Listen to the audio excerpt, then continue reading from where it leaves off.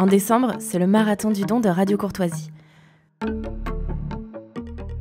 Alors, la mission première de Radio Courtoisie, déjà, c'est la défense des valeurs traditionnelles, de la vérité et de la liberté d'expression la plus absolue dans le respect de la loi. Et nous avons pour principe, comme devise, de réinformer. Alors, la réinformation, c'est un mot qui est passé dans le langage commun aujourd'hui, mais il a été forgé à Radio Courtoisie. La réinformation, qu'est-ce que c'est ? Ça n'est pas de la désinformation à l'envers, c'est le contraire de la désinformation. C'est-à-dire qu'on donne des faits vrais, et ensuite, on donne une interprétation qui, elle, est libre, mais encore une fois, l'exigence, c'est la vérité. Alors, si vous aussi, vous appréciez qu'on essaye de vous proposer autre chose que le robinet d'eau tiède des médias habituels... Oula, c'est tiède. Si vous appréciez qu'on essaye d'approcher avec vous de la vérité, eh bien, participez à notre marathon du don. Donnez-nous les moyens de défendre vos idées. Rendez-vous sur soutenir.rc.fr. Ligne droite, vue de haut. Liselotte Dutreuil. Bonjour Liselotte. Bonjour Maude, merci aux auditeurs de nous suivre ce matin et merci à mes invités du jour, Ludovic Greiling pour commencer, donc journaliste et auteur de Le Monde qu'ils veulent. Merci monsieur d'être ici ce matin. Et puis dans un instant, une fois qu'il sera avec nous en direct depuis sa visio, enfin son Zoom, Rémi Tell, cofondateur du collectif Peuple Libre, auteur de 3 ouvrages, Vaincre le Covidisme, Paroles révoltées et La chute de Prométhée aux éditions Perspectives. Bonjour Rémi Tell, vous nous entendez ? Bonjour Liselotte, je vous entends très bien. Merci d'être avec nous ce matin. Merci à vous. On va parler technologie, donc salut ou perte de l'homme occidental, c'est la problématique qui va nous occuper ce matin. Peut-être qu'on pourrait commencer par redéfinir ce qu'est la technologie. Je m'adresse à vous, Ludovic Greiling. Les définitions ne sont pas forcément extrêmement claires. La technique, la technologie, il y a plusieurs manières de l'aborder selon les contextes. Mais on peut dire qu'aujourd'hui même, en ce moment même, là, on utilise de la technologie de pointe. En fait, on parle à des gens on est enfermés dans une salle, dans une pièce, on parle à des gens qui sont en train de prendre leur petit déjeuner peut-être, ou qui sont dans leur voiture, ou dans les transports en commun, et ils entendent ce que l'on dit. Et s'ils l'entendent, c'est parce qu'au moment où je parle, là, il y a une petite membrane, juste derrière le micro, qui est extrêmement fine, extrêmement sensible, qui bouge, et mes ondes sonores, cette pression acoustique, mes ondes sonores sont transformées en électricité, c'est incroyable. Ce signal électrique parcourt des câbles. Il peut être même lui-même transformé en ondes électromagnétiques, ce qui est encore autre chose. C'était une découverte assez sensationnelle de la deuxième moitié du 19e siècle. Et c'est retransformé en électricité, puis en son auprès de nos auditeurs. Donc on est en train d'utiliser de la technologie en ce moment même. Et c'est évidemment pas neutre. C'est pas neutre. C'est à la fois nos auditeurs, je suppose qu'ils y trouvent un grand intérêt, nous aussi. Mais c'est pas neutre non plus sur le psychisme. C'est assez curieux de pouvoir entendre des gens à distance comme ça. Donc voilà ce que je définirais comme la technologie entre guillemets. Rémi Tell, vous entendez Ludovic Greiling employer ces mots, c'est incroyable. On est quand même presque dans le domaine du rêve. Ça porte forcément à imaginer tout un tas de possibilités, cette technologie, encore plus de nos jours, avec des personnages comme Elon Musk qui la développe à fond. Vous, Rémi Tell, vous voyez ça d'un œil parfois un peu critique. Derrière ce rêve, il pourrait potentiellement s'y cacher un cauchemar. La technique est au fondement de l'humanité, c'est d'ailleurs ce qui la singularise, ce qui singularise les êtres humains du reste des hominidés, et notamment les hominidés du reste du règne animal, notamment avec ce pouce opposable qui permet l'appréhension et donc l'utilisation d'outils. Il y a une vraie divergence dans l'histoire humaine entre l'avant et l'après technique, découverte et utilisation de la technique et mise de la technique au service de l'homme. On peut supposer que la technique, jusqu'à un certain point, réalise complètement le destin de l'humanité. Et puis, il y a une grande accélération à partir de la première révolution industrielle, auquel succèdent 3 autres. Et là, peut-être une inversion de ce mouvement avec une technique qui, de plus en plus, ne réalise pas l'homme, mais le déréalise, l'éloigne du réel, l'éloigne de ses semblables et ne le fait plus progresser d'un point de vue cognitif, mais le fait régresser. Et effectivement, on a une grande puissance fictionnelle aujourd'hui dans des épopées entrepreneuriales telles que celle d'Elon Musk. Alors après, est-ce que c'est du fait des outils eux-mêmes, les fusées qu'il envoie dans l'espace, ou des questions auxquelles ils font écho sur notre place, par exemple, dans l'univers, dans la création, appelez-la comme vous voulez. Je crois que c'est un petit peu des deux. En tout cas, ce qui est certain, pour reprendre le mot de Jacques Ellul, c'est qu'on a depuis 250, 300 ans une forme de transfert du sacré sur la technique, quasiment avec une nouvelle doctrine du salut. La Révolution française a été précipitée par la Révolution industrielle, qui avait un besoin de décloisonnement de l'économie et de la société, et qui propose une nouvelle doctrine du salut, où Dieu est un peu jeté hors de l'équation, et l'homme finalement définit son propre horizon et l'approche au moyen de l'innovation technologique. Tout ça a créé de grandes forces.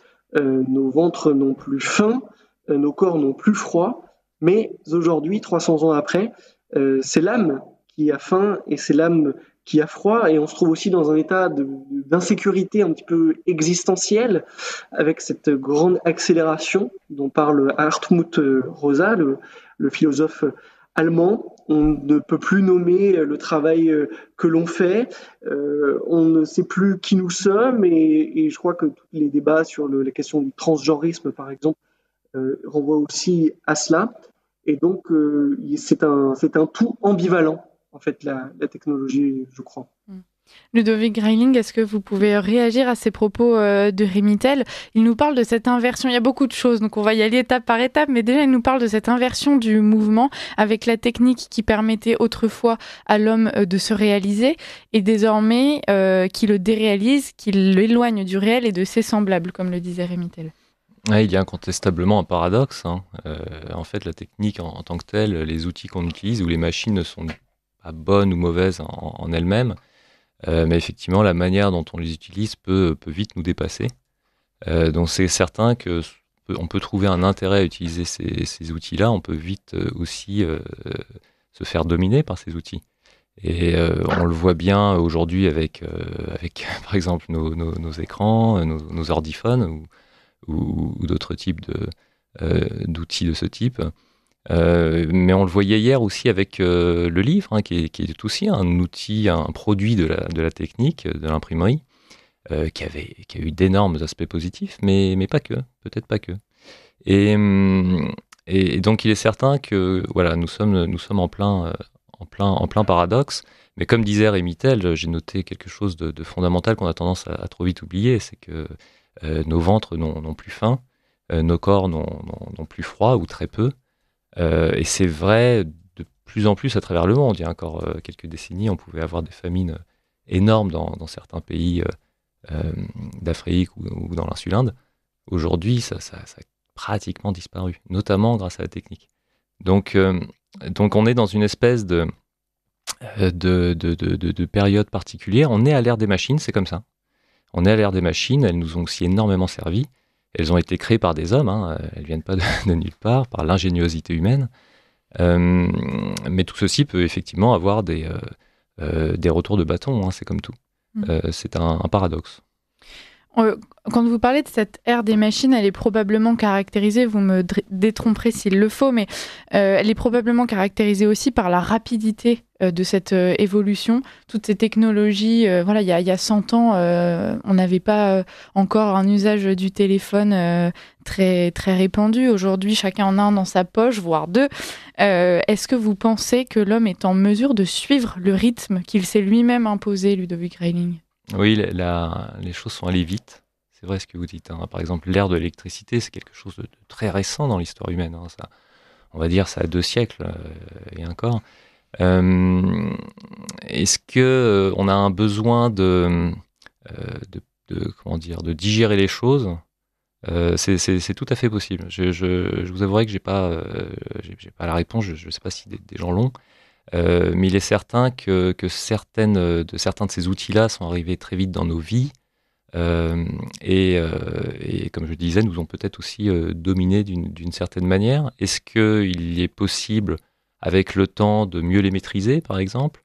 Est-ce que notre psychisme a besoin de temps pour s'adapter à ces outils-là ?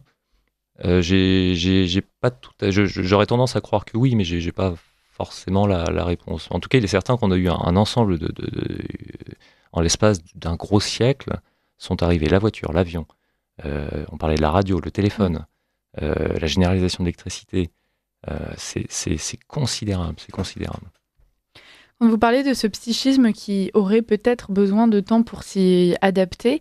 Il y a déjà justement des gens comme Elon Musk qui réfléchissent aux moyens de nous rendre compétitifs dans cette course à la technologie, avec par exemple la création justement de puces qui pourraient être intégrées à notre système même de pensée, à notre cerveau, à notre corps. Rémi Tel, qu'est-ce que vous pensez justement de cette adaptation nécessaire, qu'elle soit physique ou mentale, à ce nouveau monde, à cette ère des machines? Paradoxalement, le mouvement transhumaniste part d'une inquiétude quant à l'évolution de la technologie et de l'intelligence artificielle.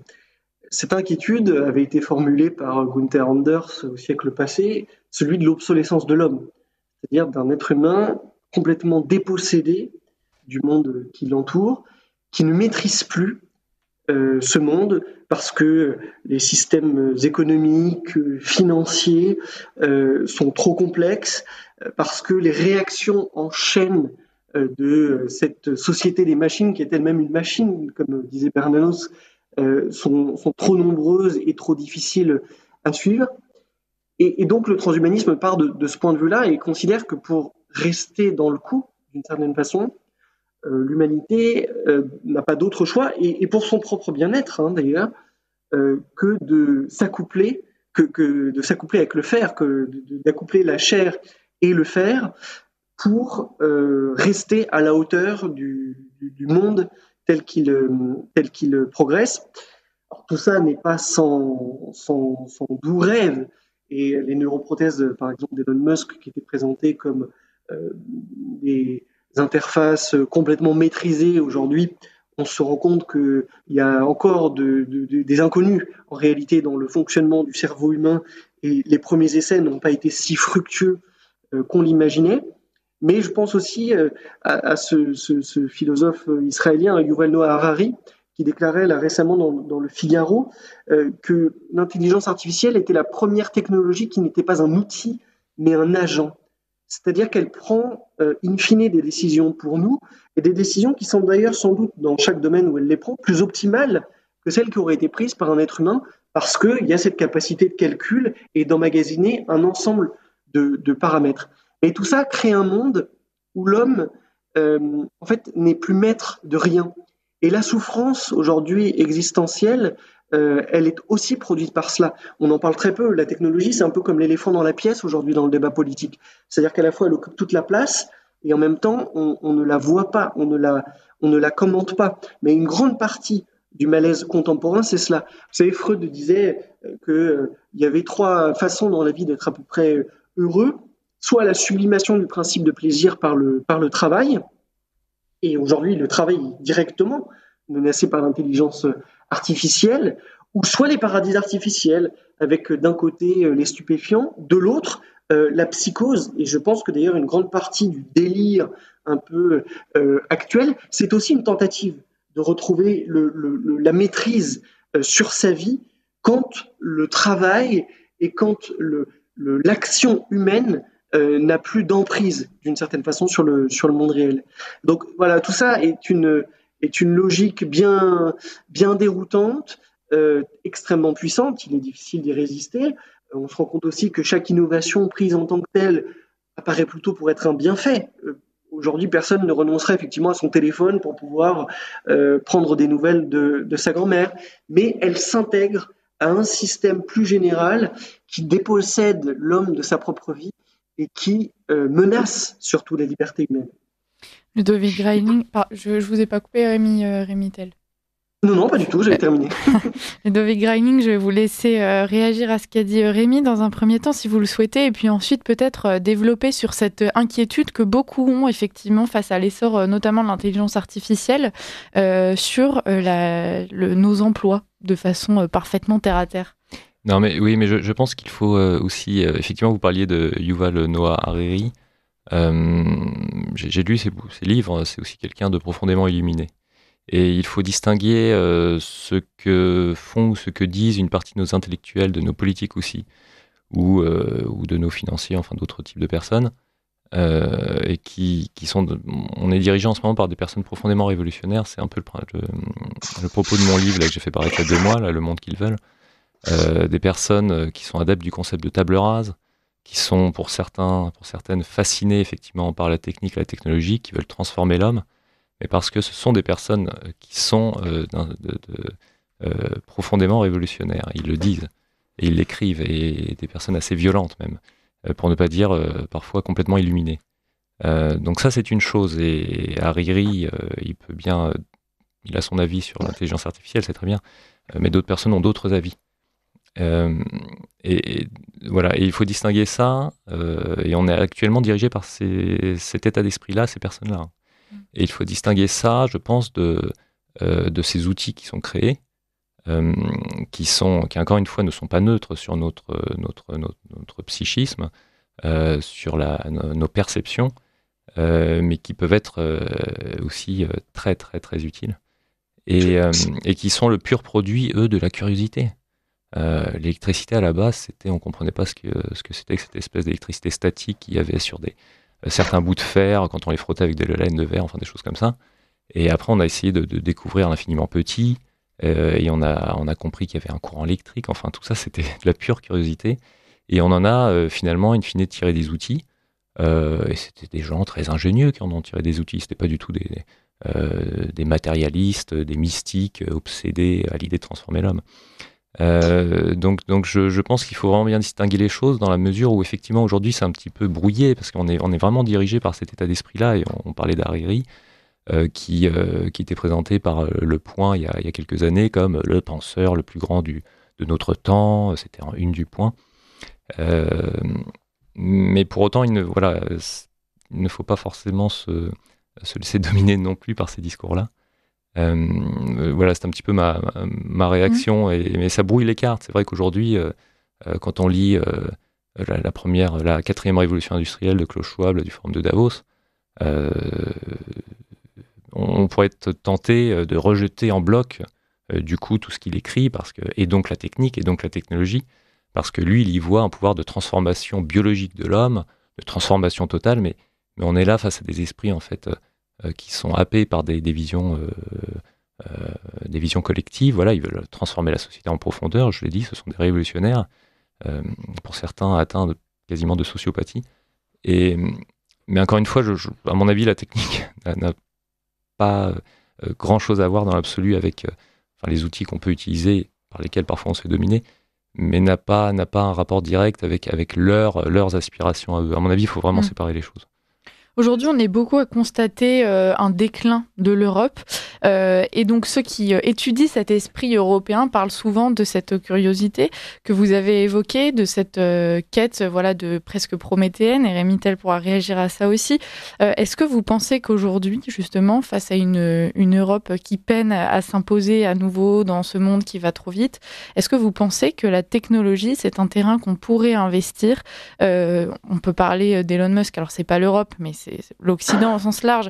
Est-ce que c'est un terrain, justement, l'aéronautique, ce genre de choses qu'on peut et qu'on doit investir pour essayer de trouver un nouveau tremplin, un nouvel essor européen, Ludovic Greiling?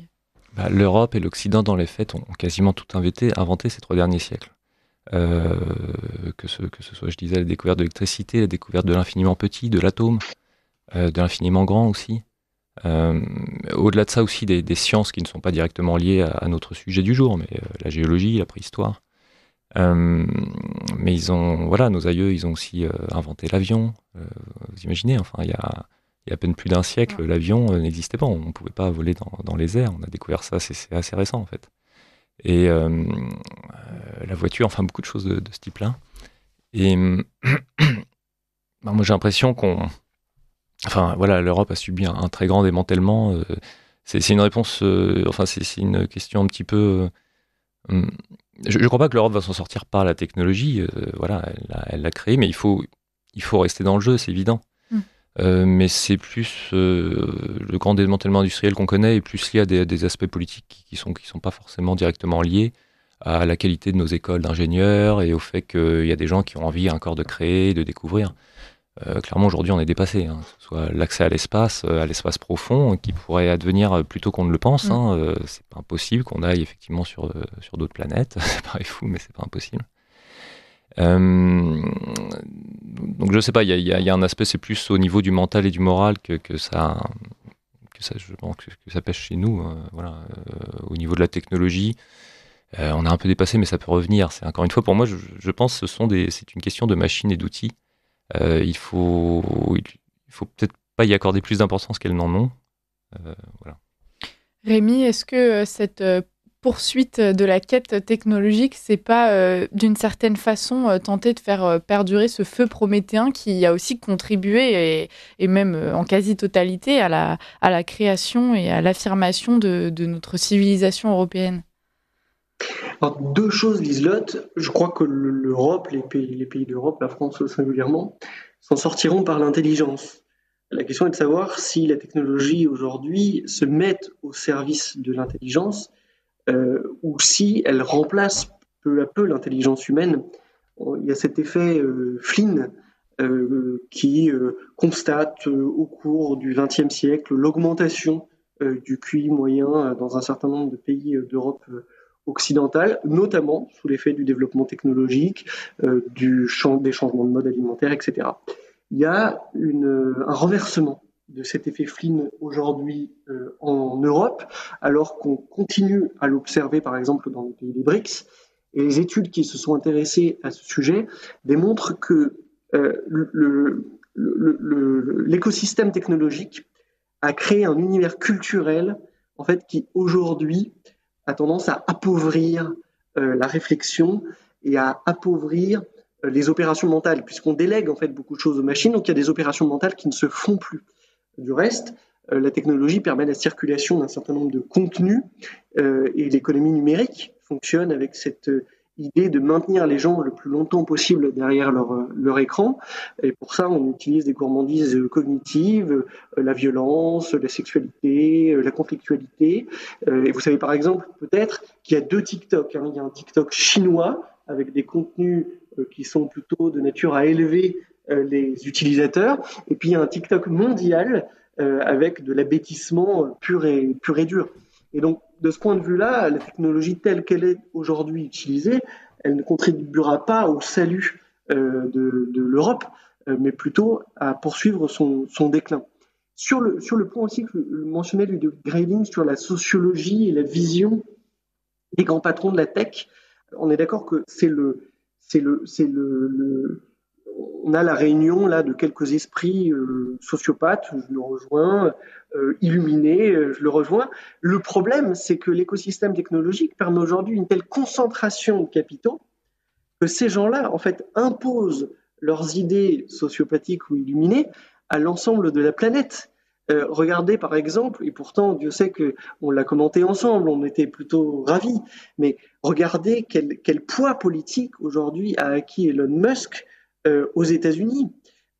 Il évoque le fait de subventionner maintenant Nigel Farage, encore une fois un souverainiste, moi ça me va plutôt bien, mais à hauteur de 100 millions de dollars. Donc vous voyez bien que ce cadre-là, ce que permet l'économie, et singulièrement l'économie numérique, qui fonctionne en réalité grâce à peu d'hommes, et donc qui rapporte beaucoup à ceux qui l'alimentent, en fait transforme aussi nos démocraties et in fine renforce un peu le système oligarchique. Et la difficulté, c'est que les démocraties sont prises de court parce que le temps de la technologie n'est pas le temps de la libération politique et que les innovations ont tendance finalement à s'imposer aux sociétés après avec des effets irréversibles et c'est très compliqué de revenir en arrière. Donc je suis plutôt d'accord avec l'idée que on a quelques esprits malades à la tête de tous ces bouleversements, mais la révolution n'a jamais eu besoin d'aussi peu d'hommes d'une certaine façon. Et donc plutôt que de trouver ça rassurant, j'estime que c'est d'autant plus inquiétant. Ludovic Grayling, est-ce que vous voulez réagir à ce que vient de dire Rémi ? Non, effectivement, c'est très intéressant. Il y a une concentration profonde du pouvoir, notamment au sein des technologies numériques, qui ne sont pas toute la technologie, loin s'en faut. Après, je pense que fait Elon Musk, prenons ce qu'il fait, par exemple, de très loin, sa plus grosse œuvre, c'est SpaceX. Ouais. Construire des fusées pour contrôler notre espace proche, puis éventuellement pour aller plus loin. Moi, personnellement, je ne vois pas très bien où est le problème. Effectivement, il a d'autres investissements. Vous parliez des puces tout à l'heure. Ces puces-là, à la base, déjà on n'y est pas, faut quand même. Mais c'est destiné à potentiellement permettre à des personnes, par exemple paralytiques, de passer des commandes manuelles, entre guillemets, pas manuelles, parce qu'ils ne peuvent plus les utiliser. Mais on est à la frontière, c'est vrai, de la technologie et d'une transformation qui peut être problématique. Et tout simplement de la médecine aussi. Donc, faut toujours rester un peu mesuré. Hein. Moi, je me suis déjà cassé la cheville, j'ai eu un déplacement, on m'a mis une plaque. Il y a encore pas si longtemps, ça aurait été considéré comme de la science-fiction. Hein. Donc voilà, je pense quand même. Pardon, oui. Peut-être que... Non, pardon, excusez-moi. Finissez. Oui, non, mais donc typiquement, lui, dans ses investissements, il cherche aussi à développer avec d'autres une intelligence, ce qu'on appelle une intelligence artificielle. Le mot est discutable. Ça reste des programmes informatiques qui prennent en main de l'information qui est uniquement sur Internet et qui est disponible, qui est ouverte pour rendre un message. Donc on en fait beaucoup. Hein. Moi, je conseille aussi, par exemple, de lire les entretiens qu'accorde Yann Lequin, qui est l'un des pionniers français de l'intelligence artificielle, et qui a tendance à nuancer les propos sur le fait que l'homme va être dépassé par la machine. Voilà. Oui, finalement, sans notre production humaine, l'intelligence artificielle n'a pas de matière pour se développer. C'est le pur résultat du travail d'ingénieur. Oui. Rémi Tel, je vois que vous vouliez réagir, allez-y. Ce qui est très fort en fait dans la logique technologique, c'est qu'elle s'appuie sur des mobilisations primaires, paradoxalement, avec pour toutes les ruptures et ce qu'elles peuvent provoquer de modifications philosophiques, anthropologiques, comme on les appelle comme on veut, paradoxalement font appel à des sentiments assez primaires, et notamment le besoin de sécurité. Le besoin de sécurité et de sécurité physique, donc la santé et la sécurité. Et vous verrez que la plupart des grandes ruptures de l'éthique telle qu'on la conçoit depuis Hippocrate 2500 ans se feront au nom de la santé et au nom de la sécurité. On en a beaucoup parlé pendant le Covid. Souvenez-vous par exemple que sur le sujet des empreintes génétiques et du fichier d'empreintes génétiques, c'est l'affaire Guy Georges qui, en 1997, a vaincu les résistances des défenseurs de la liberté. Et parmi eux, on trouvait des avocats, par exemple, comme Gilbert Collard, qui expliquait que c'était évidemment scandaleux de laisser à l'État la main sur un fichier unique réunissant les empreintes génétiques et l'ADN des citoyens. Mais face à l'horreur, évidemment, des actes d'un tueur en série, on s'est dit, on fout la morale par-dessus bord, et puis on va arrêter ce monstre. Et d'ailleurs, c'est bien l'ADN qui a permis de l'arrêter. Et c'est là où en fait le débat est très compliqué, et où dans une société qui est surmobilisée d'un point de vue émotionnel, il va être très dur en réalité de pouvoir trancher. Et je pense que pour le coup, là, il faut s'en référer à des approches peut-être un peu plus métaphysiques. L'Occident, l'Europe, c'est la chrétienté historiquement, et la chrétienté, c'est la liberté comme bien suprême. Et comme bien suprême, au-delà même de la possibilité du mal, puisqu'on laisse l'homme libre, y compris au risque qu'il accomplisse le mal. Ça signifie que dans toute l'histoire du monde occidental, on a accepté une part de risque au nom de la préservation de la liberté humaine.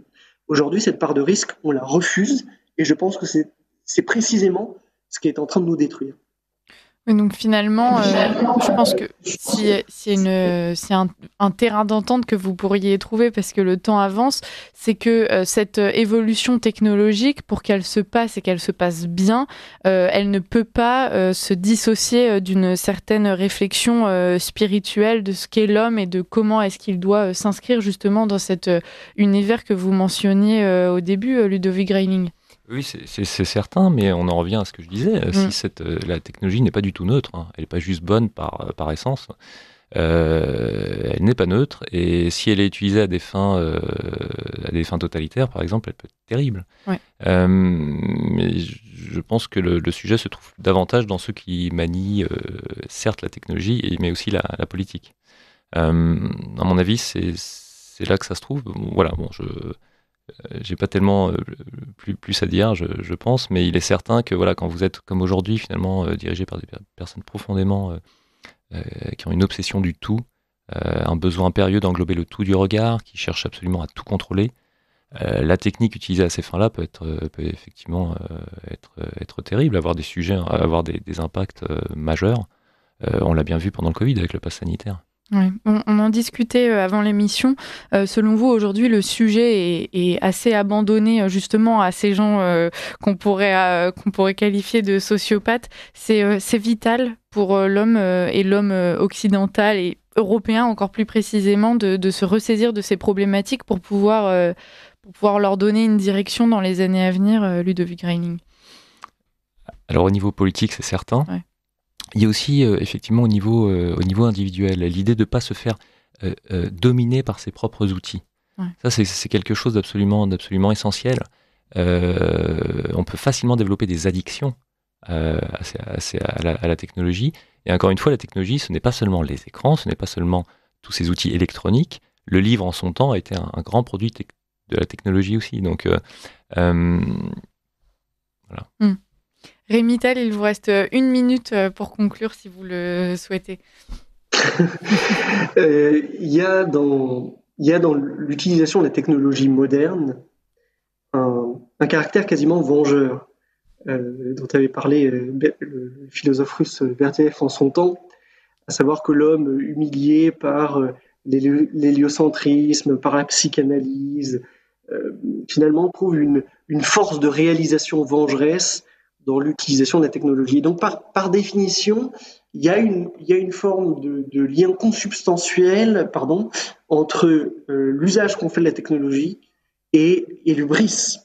Et je crois que le problème du monde, bien au-delà, évidemment, de la question technologique aujourd'hui, c'est le problème de l'hubris. Pour être très honnête, on l'a vu, il va être difficile d'affronter la question en tant que telle. Et je pense que les voies de résolution seront beaucoup des voies obliques en réalité.